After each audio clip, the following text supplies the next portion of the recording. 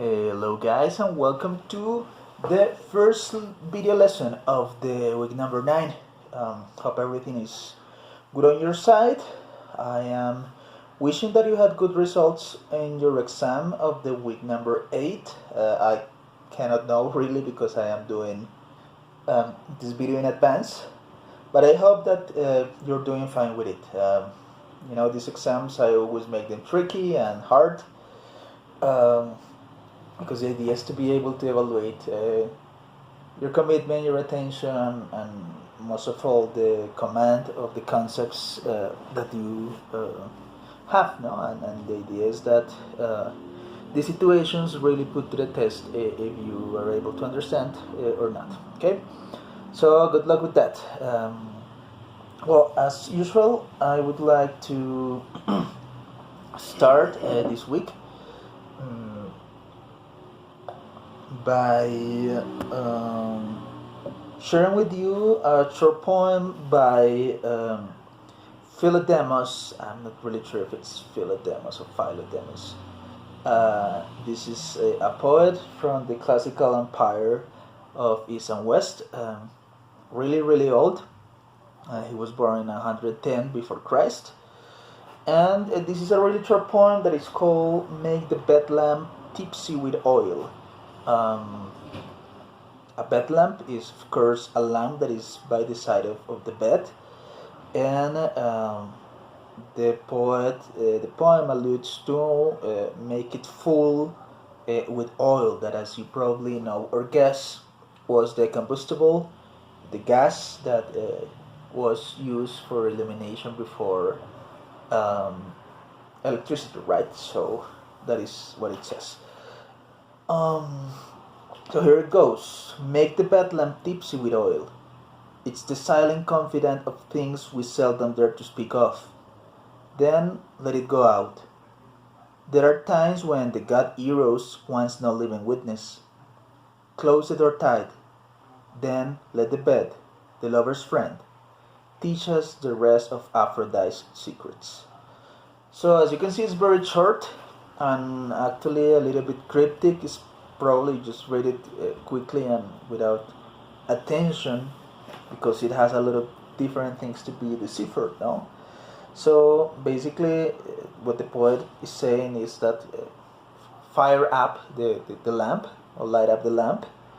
It is like the silent confidant, right? Like the only witness to things that happen at night.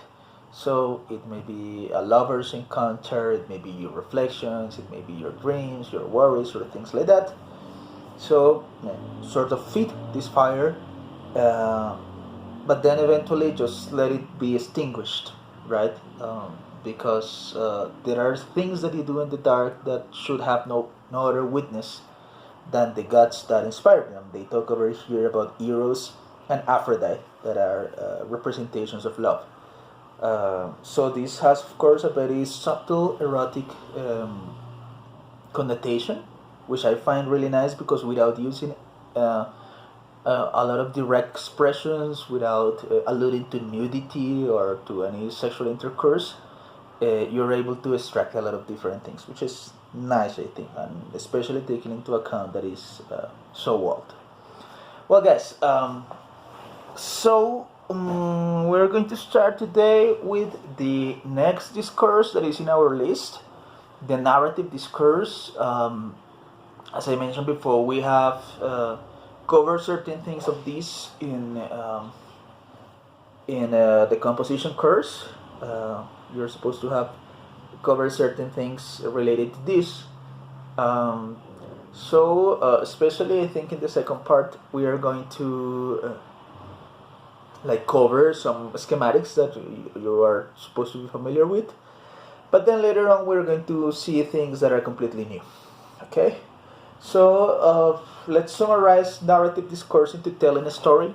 Yes, narrating facts, narrating imaginary situations or real situations, and telling a story, telling a tale. And you know that we narrate a lot every single day, under most of the circumstances that we have, professional, personal, with our family, with our couple. In the academics, well, narration is essential to be able to communicate.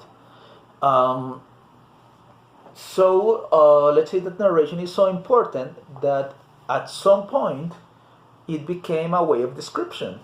Yes, and here we will see that discourses intertwined and they combine and they are never isolated, right? As I mentioned before, we're studying them isolated so we can determine certain very specific characteristics and features, but under real conditions they normally combine and sort of mm, develop in different ways. So let's take a look at the slide number 85, and you will see, for example, how narration can sometimes be a way of description or definition. So a kid was asked this question: what is love? Yes, which is a really difficult question because it is an intangible thing. It is something that you cannot touch or see or sort of verify where it's located, and especially if you're a kid, you may lack vocabulary, you may lack certain mental skills that are required for definitions of such kind. Nevertheless, they are able to do this by narration, right? So let's take a look at a couple of their answers, right? It says, it is when my dad kisses my mom. So that is equivalent to love for kids, and it is a narration. Yes, it is really short. This is a sentence, but it narrates an action. That is the fact that dad is kissing mom, and that, as per the kid, is a manifestation of love, right? Then it says, it is when my mom saves the last slice of pizza for me, right? So that's another narration, another way to say this fact or this action that I tell. Last time when my mom ordered pizza, as she loved me very much, she saved the last slice for me. Finally, one that may have at least two different connotations. It says, it is when my parents cover my eyes when we are watching TV, right? So this may be love, probably because there's something horror-like on the TV, because there's some violence, something scary that is going to make the kid afraid. That is one possibility. So protecting him from that is love. Or maybe he may be referring to some sexual-like scene in the TV, and then sexuality is on a let's say simple mind, usually associated to love, right? So my parents do not let me see when people love each other because that's not for me, right? So we have all those different possibilities, right? So as you can see, it's like an intimate way to understand the world, right? So narrations are usually a way in which we can remember things better, a way in which we are able to communicate and transmit certain ideas and concepts even if we are unaware of certain things, right? So normally when we educate or teach with a story, that is more memorable than when we use it with objective tools like a very factual description or something like that.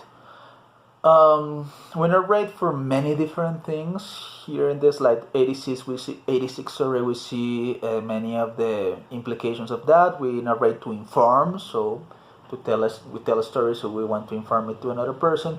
To gossip, yes, and there's like a big part of invention over there, of imagination, of adding details that are not real or that we don't know. To persuade, and this has a lot to do with the next discourse that we're going to cover, that is the argumentative one.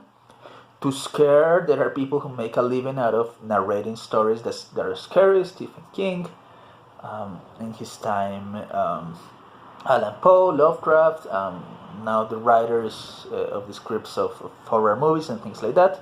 To create expectations, normally we describe something so people expect anything particular about something. We can tell a story about the movie that we watch and make a little summary, and then somebody else may create a slight idea of what is the movie or the book about or the exposition, etc., etc. To entertain, to teach, to lie. Yes, in order to lie would require powerful narrative resources, right? Um, Now, human beings as cultural and social beings have used narration to explain collective or individual origins since the very beginning of human interaction, right? So you will see that every people has, and when I say people, I mean a group of human associations. Have their own version of the creation of the universe of the world. If you take a look at the most well known, or the closer to us probably, that is the Catholic or Jewish Christian paradigm, we will see how God created, let's say, the earth and the universe in 7 days, and how he eventually created man out of mud, and how he created women, and well, etc. Right? But if we go to the Mayans or to the Aztec, we will see humans made out of corn or wood. If we go into Nordic mythology, we see humans and mountains and some other geographical accidents made out of the corpse of a giant, or of a mule, or of an animal. So normally we have used narration in order to justify certain things that are what they used to were beyond our comprehension, and that is how original, or how primogen is originary. Probably is the word, not original. Originary narration is, as a fact, right? And well, you see other examples over here of the use of narration, such as cosmogonies. That is what I just mentioned, like all these pantheons of gods or divine creatures that we can find in Greece, that we can find in Rome, in Egypt, right? And we have all these different gods for a particular use, and they all have their stories, and these stories usually explain a phenomenon or an idea of let's say, our daily life, right? We can use narration in autobiographies and biographies, of course, and myths and legends that I'm not sure if you know the difference pretty quickly. A myth is what I just mentioned. That is normally the explanation of the creation of the universe, the earth, or a particular natural phenomenon. So, for example, if you want to explain why the crow is black, Native Americans have a legend, a myth for that. That is that basically summarizing it really quickly. He was the one in charge of bringing the fire, and that is why he used to be white, but because of the fire he burnt a little bit and was covered in ash, and that is why he became black, and things like that, right? So those are the myths. Now the legends normally have some foundation in real life, and they are simply altered stories that are real, or that may be real, and have like a fantastic twist. And normally those have a cautionary intention, yes, a moralistic intention. So we have, for example, here Madre Monte, right? And we have the possibility of a woman living in the forest. That's strange but possible, right? But then she has these powers in which she's able to control the beasts, and she's able to make people get lost when they are somehow cutting trees in unauthorized places. And here it is now, something that is more or less possible, combined with something that is fantastical and fantastic, and then we have this moral component. Don't do this because you will receive a punishment.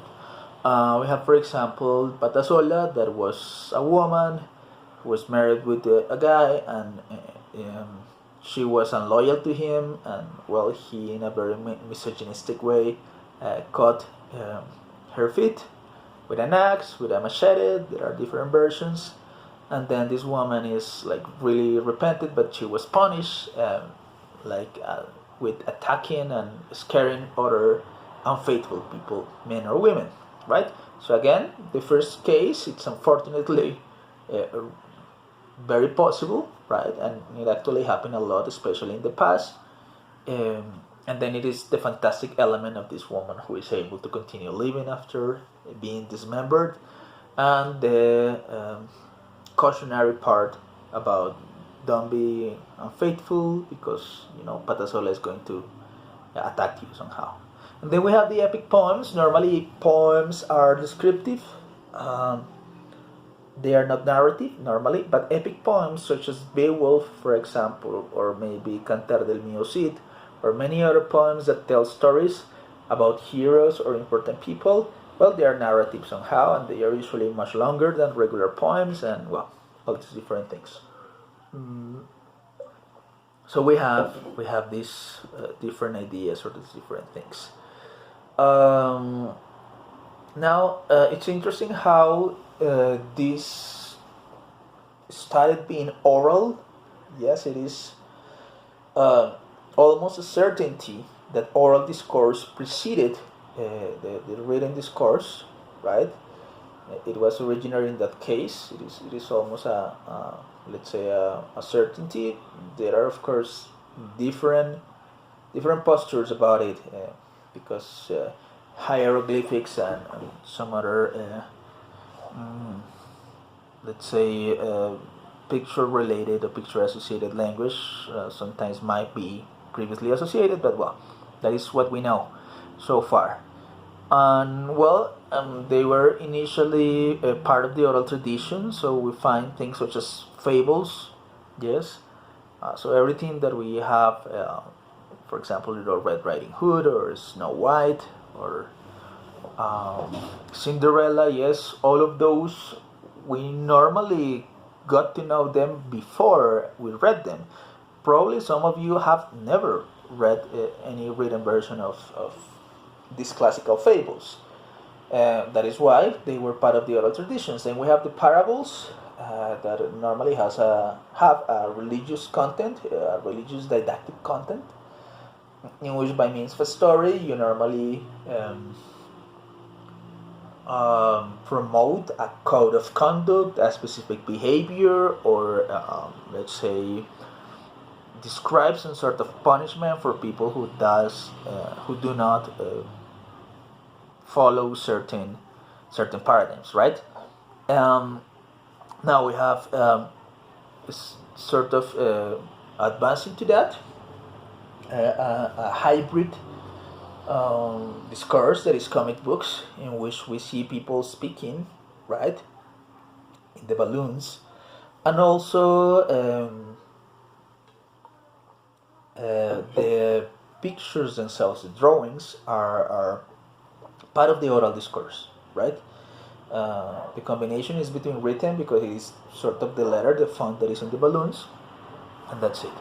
And then we have the TV cartoons, that is basically a step beyond comic books, with animation and all these different things.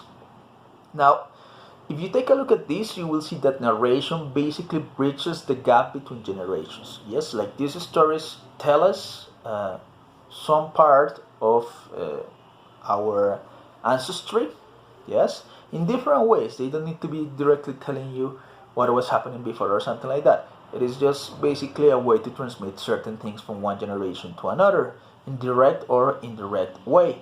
And they are basic element of cultural transmission, because all this history that we have by means of fables, parables, comic books, TV cartoons, those are the ones that sort of help us shape our vocabulary, our perceptions, our ideas about good or bad, good and evil, I mean, our behaviors towards love, sexuality, musical taste, right? Let's say that most adults do not watch cartoons or do not read comic books, uh, but most of us have had a contact with those when we were kids, and want it or not, they are responsible for many things that we are today, or many ways in which we behave today. Because believe it or not, that is also teaching. That is a way in which, let's say, a particular society promotes or condemns values, behaviors, etc. Right? So the concept that you have about today being a bad guy or a good guy, or being a family or something like that, normally you have a model for that in television, in a book, in a story, etc. Okay, so this takes us to our first assignment of the week, right? And if you go to the slide 89, we're going to see a ton of different characters, a ton of different ideas related to pop culture, right? So we have cartoons, politicians, singers, video game characters, models, logos, etc. Right? So what I want you to do is this: you're going to be working in groups of up to 4 people, 3 to 1, whatever you want. But the idea is this: you're going to select one or two of these characters as you prefer. Let's say that I leave the choice to your group. And you're going to tell me the story of how you got in touch with that character, and why is it important for you somehow. I mean, it doesn't need to be, probably nothing of this is extra important for you, but at least you remember it for some reason, or it called your attention right now for some reason, and that's it, right? The idea is that you just describe the story, and that's it. You can write a short paragraph, 3 4 sentences, and that will be more than enough. It's simply telling me when was the first time that you were able to be in contact with that, and and why is it important, right? So let's say that I do it with Luigi, the video game character, right? So I think that probably I was about 5 or 6 years, and I used to take vacation on Espinal. My grandma lived over there, and for me it was lots of fun to go there every vacation in June or December, because she cooked for me, and it was delicious. And there was a little friend that I have that had a Nintendo, and back then it was really expensive, like only rich kids have that. So I was able to be invited to the house of this kid, and we used to play play many things throughout the years. But they say that the first thing that we played was Mario and Duck Hunt, that one of the pistol, the gun, and the ducks. But we played Mario. We played Mario, and of course, as I was the invited, the guest, I always have to get the second one. Yes, that, as you probably know, is this green little guy who's called Luigi. And I remember, because of that, I didn't mind to wait for him to play first, and then I had to play with Luigi. But it was lots of fun, and I remember that we played hours and hours of that.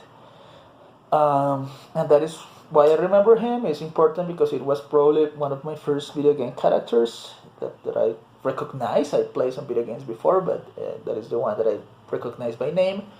And I really like the Mario Bros franchise, and now that I am older and have possibility of buying my own video games and all that, I really like it. I enjoy it a lot.